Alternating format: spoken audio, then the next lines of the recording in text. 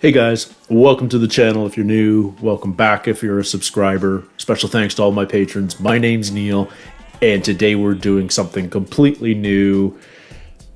We finished checking out Season 1 of Kongen Befaler, Taskmaster Norway, last week. And we finally got a release date. Finally got a release date for Series 13 of the original Taskmaster, the UK version. And it's going to be April 14th, which I'm psyched for. I knew it was coming, we just didn't know exactly when. Now we know. Which means hopefully by next Saturday, I'll be able to have my reaction to the first episode, assuming I can find a copy on YouTube or otherwise. But in the meantime, we have a week off, and I figured it would be the perfect time to check out the official trailer for the new series and also learn a little bit about the contestants, because I'm not super familiar with any of them. This whole last year of me on the channel has had a lot of me exploring the British comedy scene, meeting new comedians, getting to know them and their work. And Taskmaster is an awesome platform for that. Generally, when I've started a new season of Taskmaster, I've started with a completely blank slate, not knowing any of them. And this is going to be a little bit different. I've crossed paths with Judi on an episode of 8 out of 10 Cats Does Countdown, and also on the Big Fat Quiz of the Year. I can't remember whether it was 2020 or 2021, but she was on that.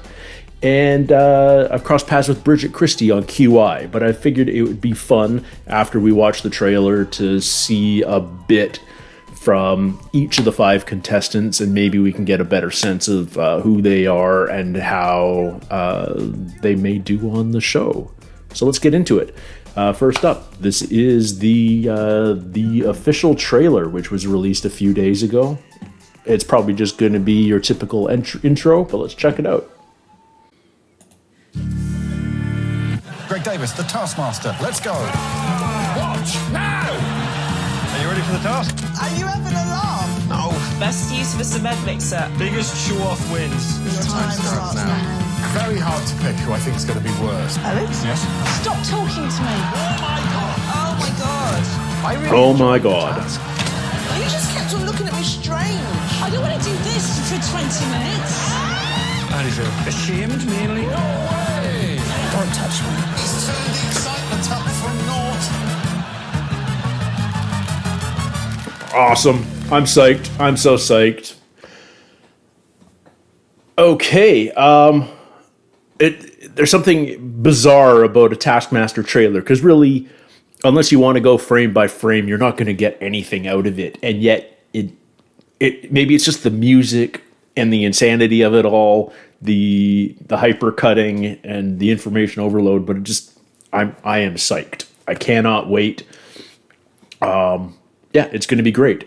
So, in alphabetical order, because that's how they're going to end up being seated, let's learn a little bit more about them. First up is Ardal O'Hanlon. I have never heard of him, but based on what comes up on YouTube for him, I am going to say he was on Father Ted, and he certainly has an Irish-sounding name, so I'm going to assume he's Irish. But let's find a shortish segment that we can check out and hopefully clear copyright with.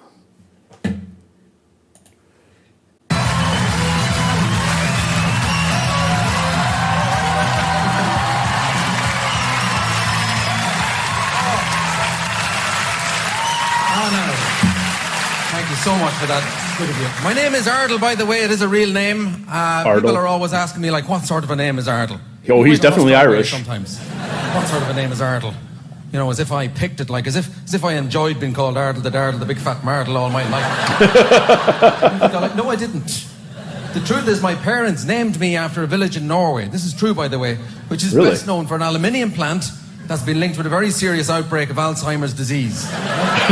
It's a very weird sense of humour, my parents. calling me after an environmental disaster zone. I'm just being paranoid, according to my brothers, Chernobyl and Hiroshima.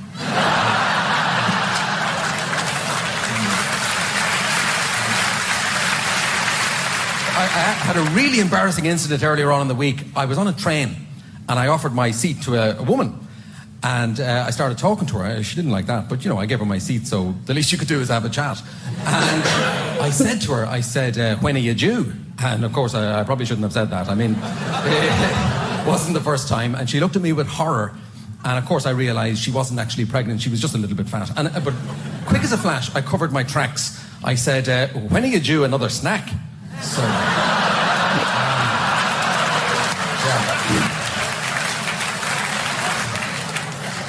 So it's brilliant to be here in Leeds, I have to tell you that. Last weekend was pretty traumatic. I was at home in Dublin. We were having a family meeting with my family, obviously my brothers and sisters and I. It was a meeting we'd been putting off for a very long time. Chernobyl and Hiroshima? It was the what are we going to do with Mammy meeting.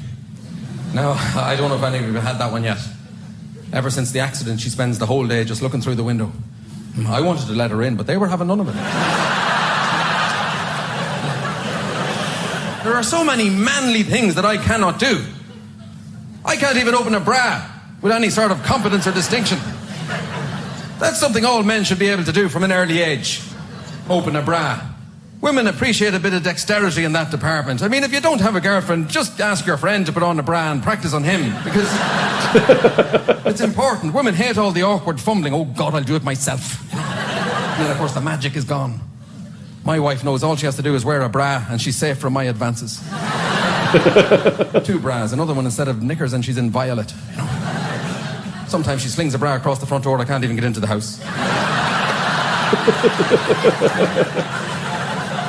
She keeps all our money in a bra and our biscuits.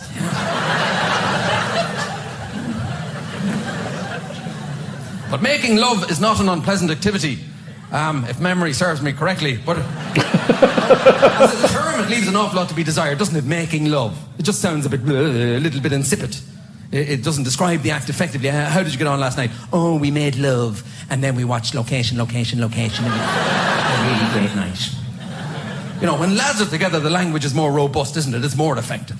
How did you get on last night? I screwed her. I nailed her. I drilled her. It's all DIY terminology, frankly. I sanded her down, so I did. I primed her. I applied 2 coats, and I let her dry. There's millions of euphemisms for this activity. It doesn't have to be DIY. It can be anything. Oh, she was leaking. I sorted that out, so I did. I'll leave it on that one. But, you know what I mean? But I think the most important time of the day for anyone here lucky enough to be in a relationship, I think, is the first half an hour after you get into bed in the evening. This is the vital time for all of us who live busy lives. This is the chance to catch up on the day's events and discuss your hopes and your dreams for the future, and to blame each other for stuff that went wrong earlier on. And it's also a great opportunity to touch each other. Maybe not like that. That won't get you very far. Just stop polishing my face there, you freak. It's a very important time of the day. Don't squander it. It also happens to be the time of the day that my wife decides to text every single person she knows. It's infuriating. It goes on for hours. The only way I can get her attention in the bed is by text. If you ever move over there, you've got the whole duvet. Then I get a text back. Who is this?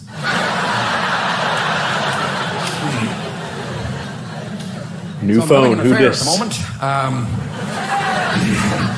With my wife, I should stress, we're both very lazy people. And basically, it's a game we play.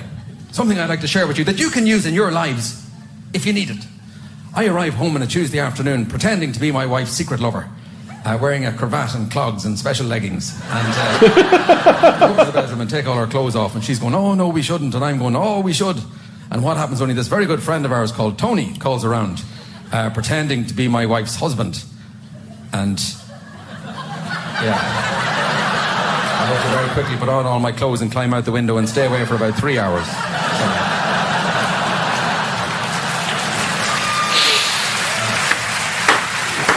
I'm not a fool. Anyway, ladies and gentlemen, that's about all from me. Thank you very, very, very, very much for listening to me, and good night. Thank you. Cheers.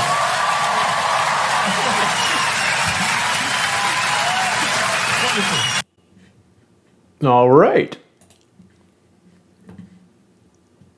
pretty standard quality comedy. I don't get a sense of his personal style so much because it's pretty mainstream, but he's a funny dude. Never hurts to have an Irishman on the show. So, cool. There's Ardal. Next up is Bridget Christie, who I definitely recall from at least one episode of QI.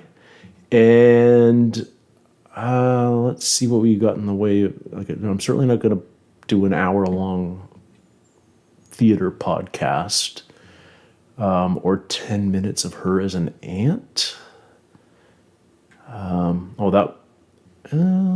Maybe that was the one I saw. I don't know. Fly psychiatrist.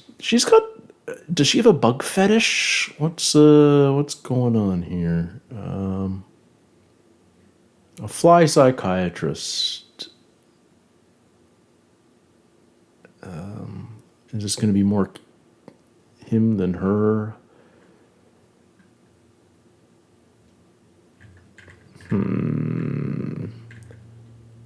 Okay, let's see what she says about babies not contributing to society. Okay, Bridget, what's your choice? Babies.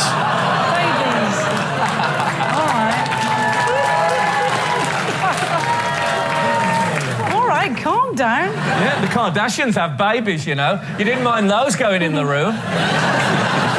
Well, okay, so obviously they're very cute. If they weren't cute, the human race would have died out a long time ago because early humans would have gone, okay, I've done 3 days now, I'm out. That's enough. I just think they're overrated. I think that they contribute the least to society, that they are the most worshipped and revered people on earth. After the Kardashians. They create chaos. If you replaced any of us with a baby, there would be chaos. Or a pilot, or a bus driver, or... You can't argue with that. But whereas now with the Kardashians, people seem to watch it and go, well, they're idiots, aren't they? Okay. Well, that's all we get. I wonder if there's something else we can find here. Do I want to see 10 minutes of her as an aunt? Let's give it a couple of minutes and just see what we get. Ant music by Adamant. Why have you played that? What, because I'm an ant? Fuck's sake. Wow, you've just made yourself look ridiculous. And antist. You're an ant. Oh, if I was the black and blind comedian on the bill, you wouldn't have put Stevie Wonder on, would you? No. Or Kung Fu Fighting for the Chinese one. Oh, let's play ant music for the ant comic. It won't mind. It's only got 250,000 brain cells. Surely not enough to process the concept of offence well. I am offended. I am a professional comedian. Look at me. I've put a tie on.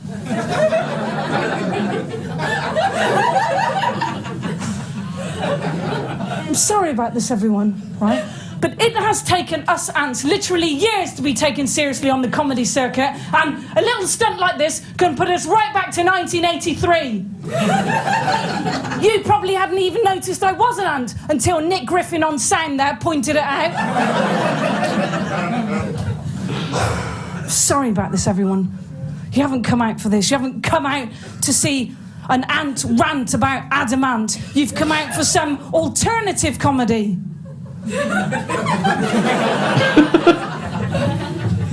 Sorry about this. But it's hard for us, okay? It's hard for us ants. I mean, even before an ant has reached the microphone, you've already made your minds up. I saw you two when I came out. Oh, no, not another ant.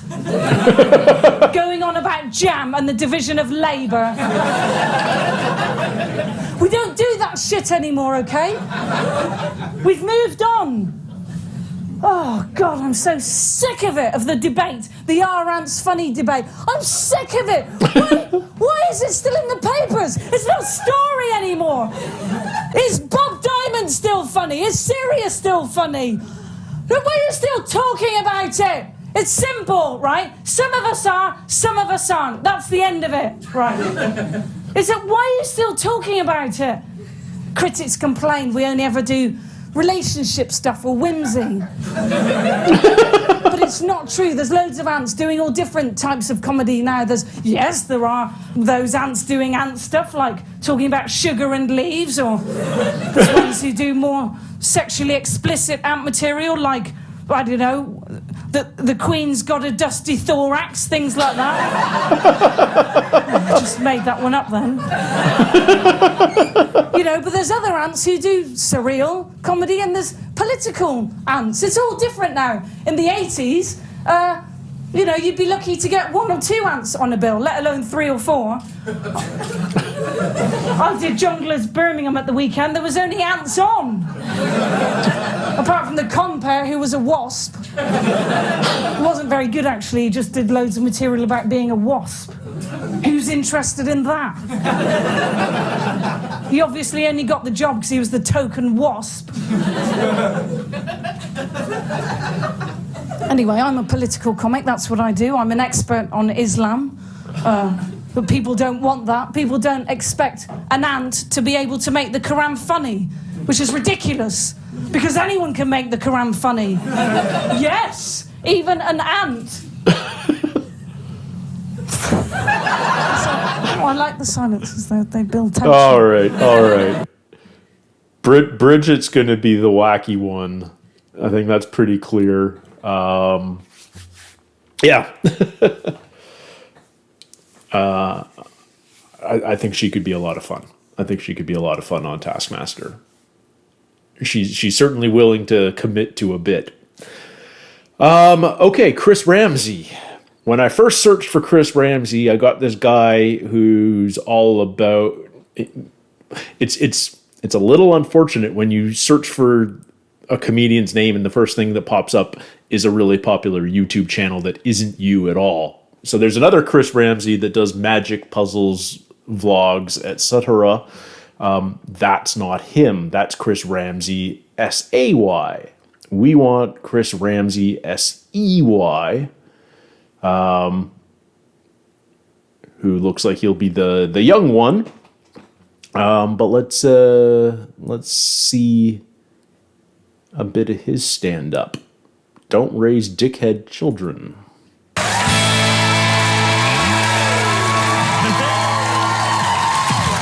Hello! Are you well? Yes, indeed. My name's Chris. I've just become a dad. Ooh, no one really gives a shit. That was quite sarcastic. I've learned something. I've learned a scary reality. The pressure's on, right? When you become a dad, when you become a mom or a dad, when you bring a life into this world, a little apprentice human, right? You have one job above everything else. One single job from the moment that kid is born till the day you die. Do not raise a dickhead. That's the number one job, right? I'm talking about, don't you raise someone who says they are not hungry when everyone's ordering a takeaway.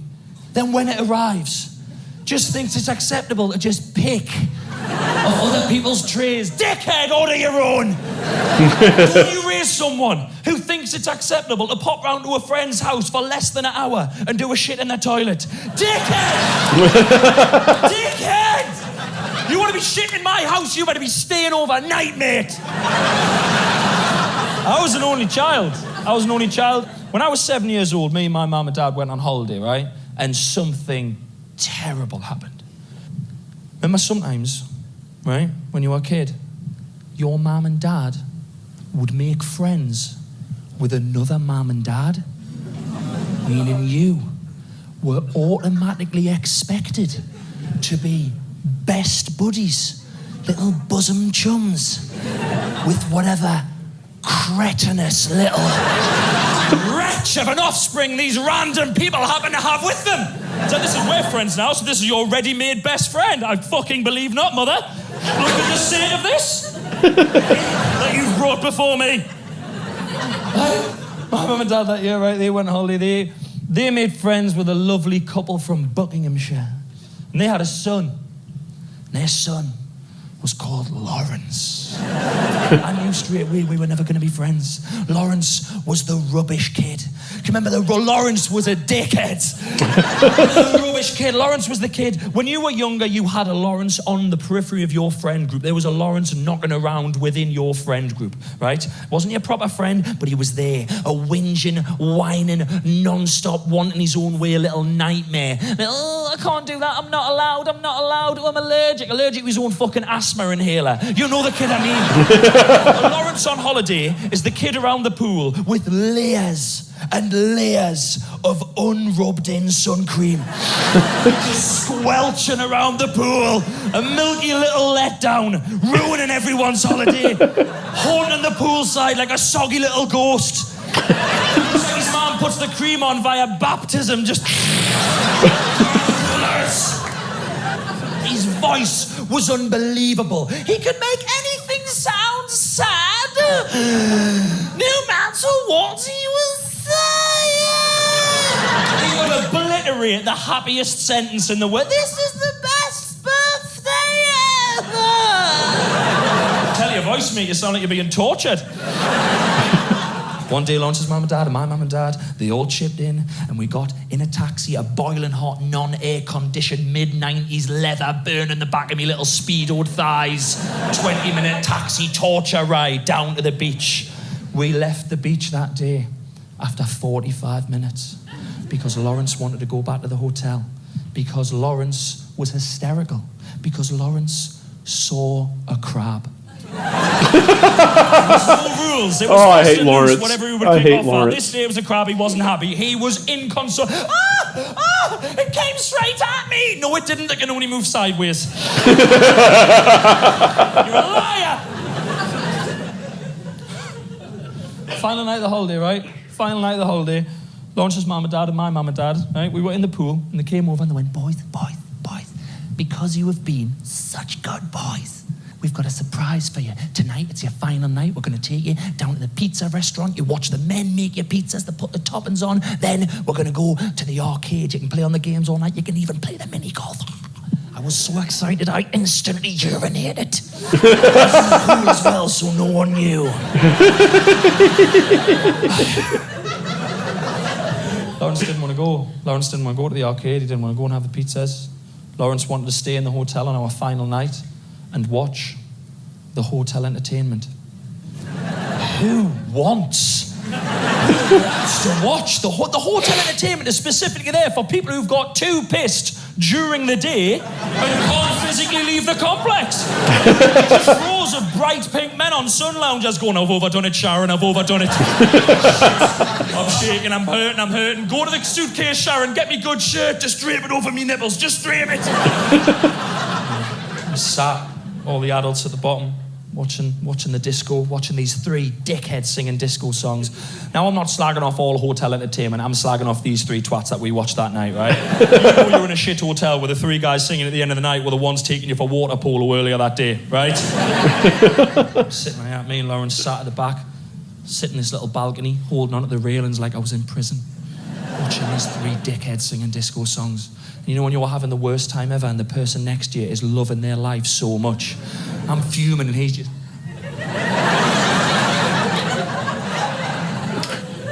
I sat there, white knuckles, furious, right? What I did to Lawrence that night echoed through my childhood. You know when you get a bollocking so severe, it is referred back to by your parents regularly, like, this is nearly as bad as what you did to Lawrence that fateful night. What do you do to Lawrence? I don't know where it came from. I don't know how I thought of it. Little bit of genius. I don't know. But I sat there, furious, white knuckles, and I said, Lawrence. Lawrence.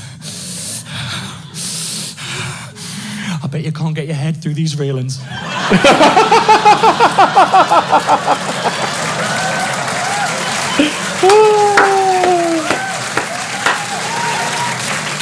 In my defence, I didn't think it would go in. I got an unexpected slam dunk that night, because evidently, enough unrubbed in cream from the day, not an issue whatsoever. Straight in. Coming back out, not a fucking chance. Go and get my mummy, go and get my mummy. So I quickly ran to the swings for an hour.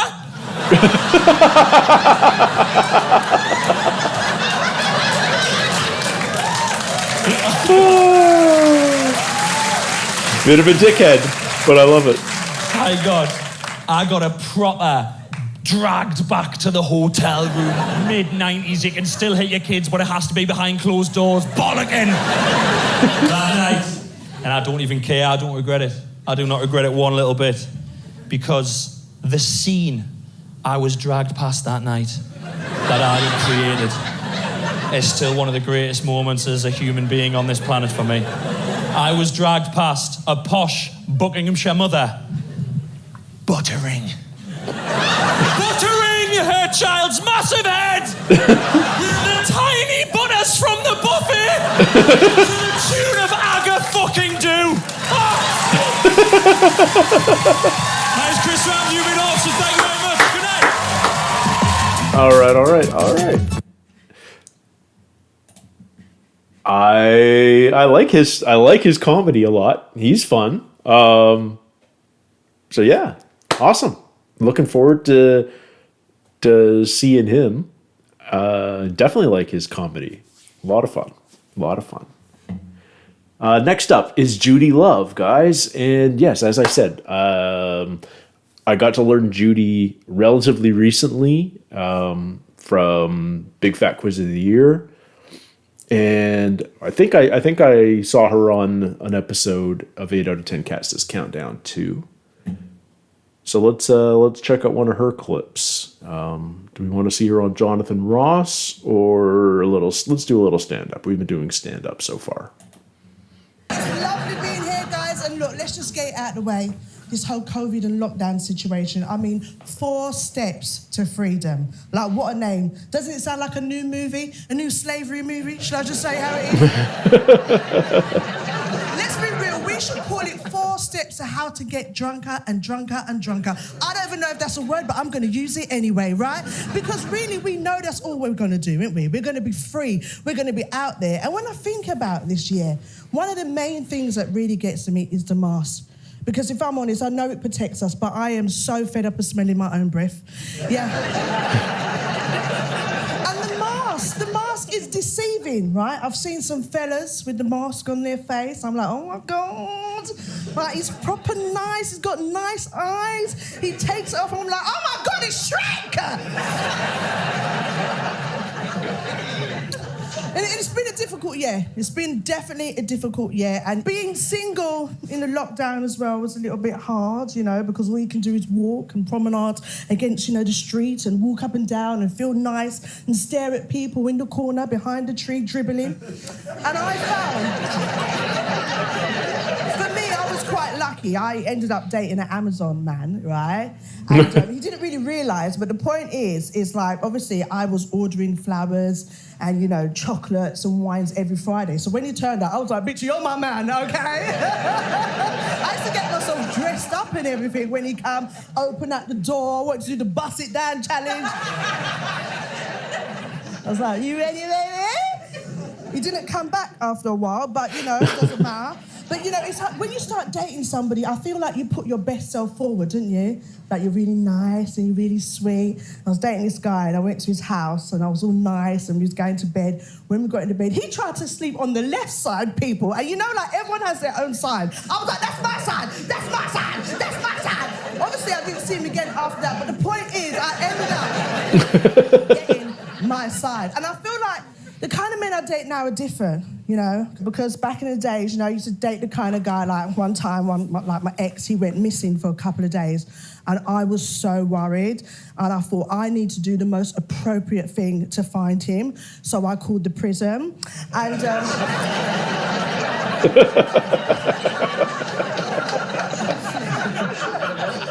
and he was there. He was there. The admin there was so good. They gave me his number straight away and sent me a video. But now, like these days, the kind of guys I like, yeah, they will like talk to me and I'll call them like, you all right, babes? And they're like, I'm fine, babes. I can't talk long. I'm on the phone to the contractors. I'm getting an extension done. I mean, the pussy just drips, honestly. Do you know what I mean? He's going to buy wine in Majestics. I'm like, oh my God, baby, take me now. Do you know, that's the kind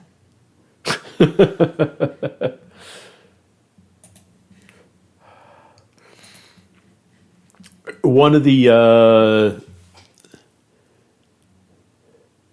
obviously there's not a direct correlation between how good a stand-up comedian you are and how much fun you're going to be on Taskmaster. I really liked Judi on Big Fat Quiz, and I think she's going to be good on Taskmaster, but I also think she may play into the, not the I'm too cool to do that thing, but and posh is certainly the wrong word too, but I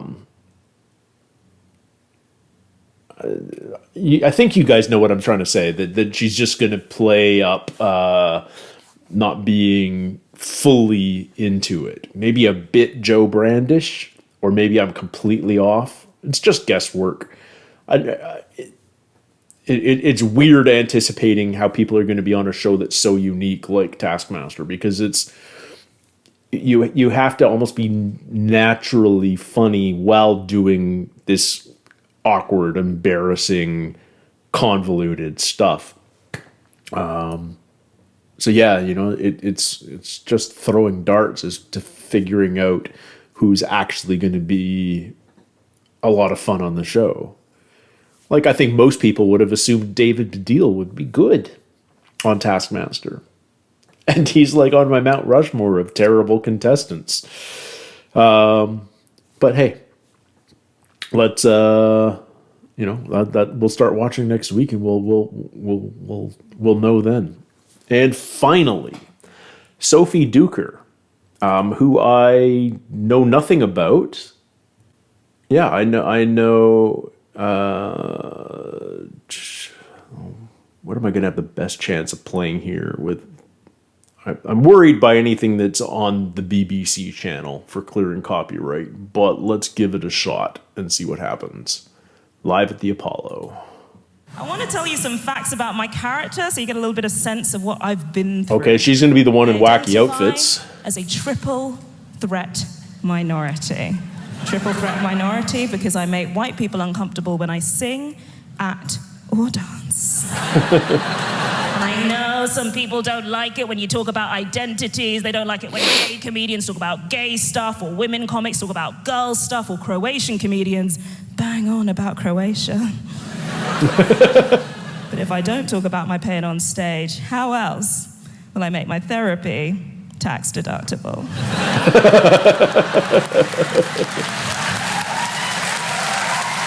How else will I make strange men on the internet angry? I get a lot of hate from men on the internet, men with usernames like @BrexitBoy69 and @LawrenceFox. I don't know who Lawrence Fox is, but maybe he's the Lawrence that the other guy was talking about. I think it's because I'm a person of colour. Sir, what sort of colour would you say I am? I'm going to let you off the hook because you're very poorly lit, but even so, when I said, sir, what sort of colour would you say I am, you visibly shat yourself. Black or brown, I will answer to both. The reason I ask is because some people of the Caucasian persuasion find it very hard to name difference. I asked an elderly gentleman in Camberley, pre-Panasonic, I was like, sir, what sort of colour would you say I am? And he sort of went, beautiful.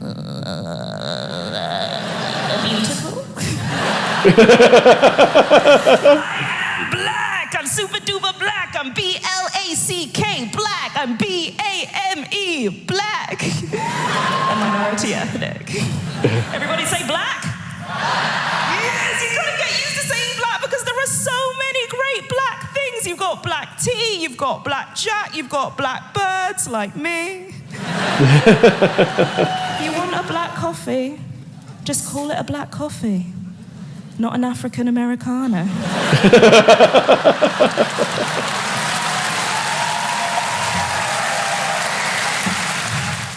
Okay. Yeah, if I was to wager on who's going to show up in the wackiest outfit, my money's on her. She seems funny. I can see her definitely trying to make the boys uncomfortable. I think she could have a lot of fun teasing Alex. All right. I'm excited for this season. It feels like a really cool cast, guys. And yeah, let's cross our fingers that it's going to be an awesome season. You know, the show rarely lets us down. So I'm looking forward to a new season. I'm ready to jump into it. Until next week, guys, take care, stay healthy, and we'll see you soon. Cheers.